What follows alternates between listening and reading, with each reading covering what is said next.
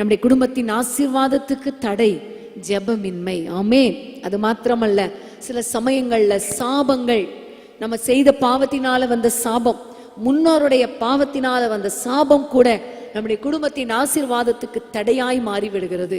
ஆனா கலாத்தியர்ல ஆண்டவர் சொன்னபடி மரத்திலே தூக்கப்பட்டவன் எவனும் சபிக்கப்பட்டவன். ஆனால் கர்த்தர் அந்த மரத்துல வந்ததினால, சிலுவை மரத்துல அடிக்கப்பட்டதினால, இரத்தம் சிந்தப்பட்டதினால, அந்த இரத்தத்தினால உங்களுடைய சாபங்களை மாற்றி ஆசீர்வாதமாய் மாற்றுகிறார். ஆமென், ஹல்லேலூயா.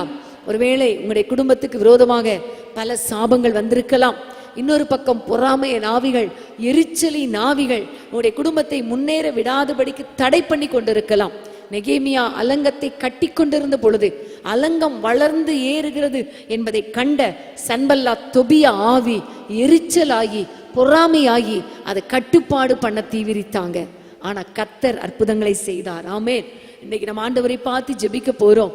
பொறாமையின் ஆவிகள் வருதுப்பா, கொஞ்சம் ஆசீர்வதிக்கப்பட்ட உடனே எல்லாரும் பொறாமப்படுறாங்க. சொந்த குடும்பத்துல கூட பொறாமப்படுறாங்க. நாங்க படுற பாடு கஷ்டங்கள் தெரியாது, ஆனா வெளியே ஆண்டவர் எப்படி வச்சிருக்கிறாரு, அழகா வச்சிருக்கிறாரு. அதை பார்த்த உடனே நிறைய பேர் பொறாமப்படுறாங்களே.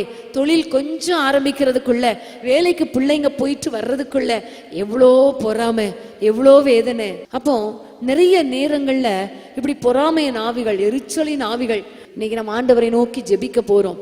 இந்த கிரியைகள் எல்லாம் அழித்து நீங்க ஜெபம் பண்ணீங்கன்னா, ஒவ்வொரு நாளும் ஜெபத்துல இந்த கிரியைகளை அழித்து ஜெபம் பண்ணும் பொழுது கர்த்தர் பெரிய காரியங்களை செய்வார், குடும்பத்தை ஆசீர்வதிப்பார். ஆமென், ஹல்லேலூயா.